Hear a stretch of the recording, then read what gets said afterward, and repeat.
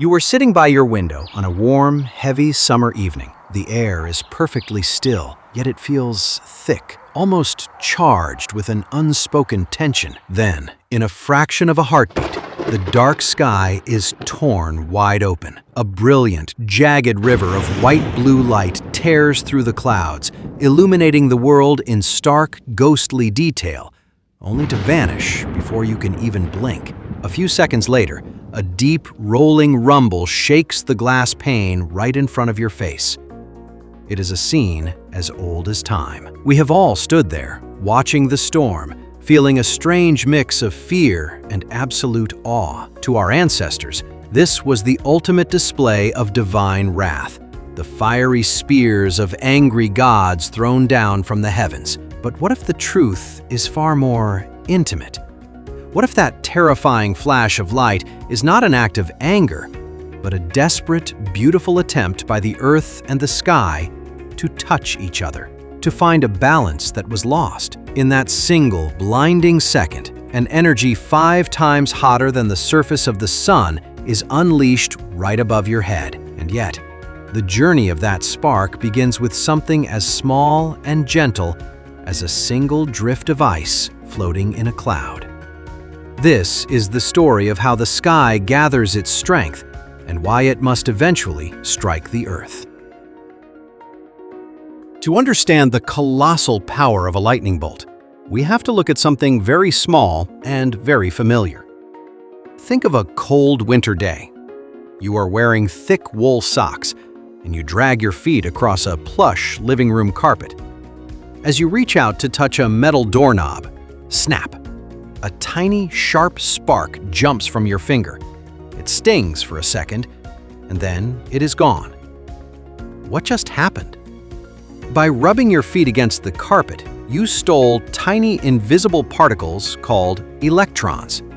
You became filled with negative electrical energy, while the doorknob remained neutral. Nature, above all things, hates imbalance.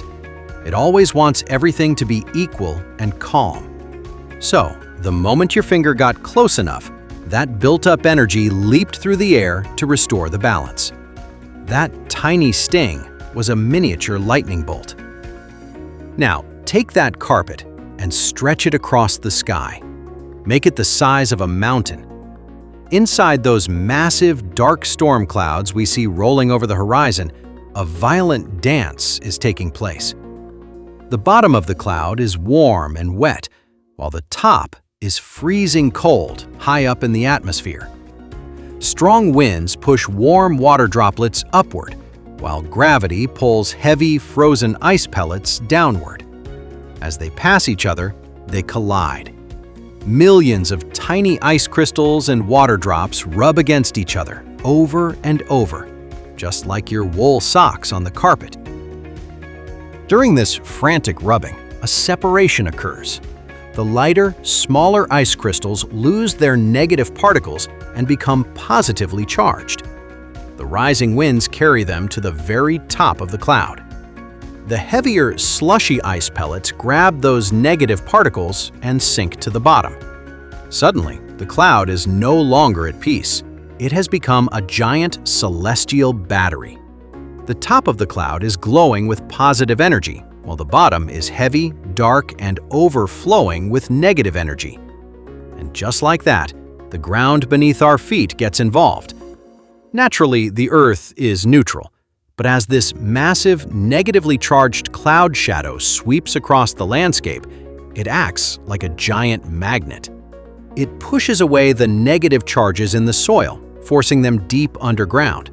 This leaves the surface of the Earth, the grass, the trees, the roofs of our houses, and even our own bodies, powerfully charged with positive energy. Now, the stage is set. The negative cloud above and the positive Earth below are staring at each other, pulling at each other with an invisible, silent force. The tension builds until the air can no longer hold it back. The cloud decides to make the first move. It sends down a faint, invisible probe. We call this a stepped leader. It is not a straight line. It is a hesitant, branching hand of negative electricity, stepping down from the sky in 50-meter jumps, searching for the easiest path to the ground. It branches out like the roots of a tree, feeling its way through the dark. As this invisible hand gets closer to the ground, the positive energy on the earth can no longer contain itself. It desperately wants to meet the sky. Trees, lightning rods, and even blades of grass begin to reach upward, sending up faint purple tendrils of positive energy, called streamers. Then, the miracle of connection happens. One of those reaching branches from the sky meets one of the rising tendrils from the earth, perhaps just 30 meters above a treetop. The connection is made. The circuit is closed.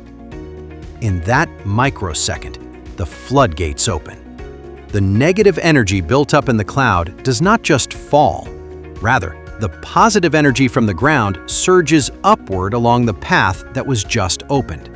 This is the return stroke. It is the blinding, brilliant flash we actually see.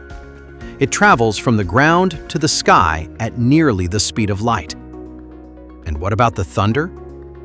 The electricity in a lightning bolt is so intense that it heats the air around it to 30,000 degrees Celsius in an instant. This extreme heat causes the air to expand violently, exploding outward like a supersonic balloon. But as soon as the flash vanishes, the air cools just as quickly, collapsing back in on itself. That violent expansion and sudden collapse create a colossal shockwave. That shockwave is what we hear as the deep, rolling rumble of thunder. If the strike is close, it sounds like a sharp, terrifying crack. If it is far away, the sound bounces off hills and buildings, reaching our ears as a long, fading growl. When we look at a storm from our window, it is easy to feel small, to feel as though we are watching a war between the elements. But science whispers a different truth to us. Lightning is not a destructive tantrum of nature. It is an act of healing.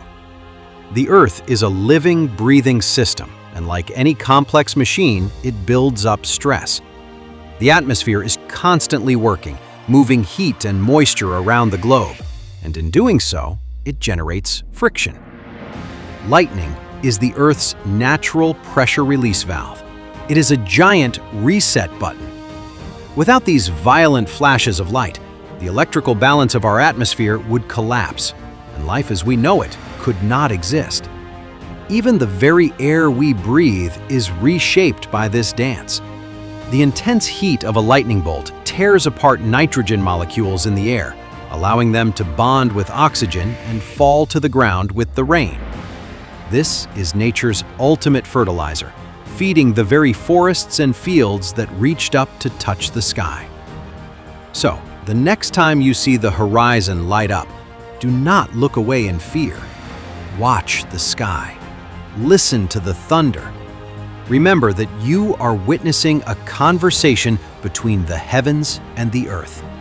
A brief, brilliant moment where two worlds that are usually separated by miles of empty air finally find a way to hold hands, restore their balance, and begin again.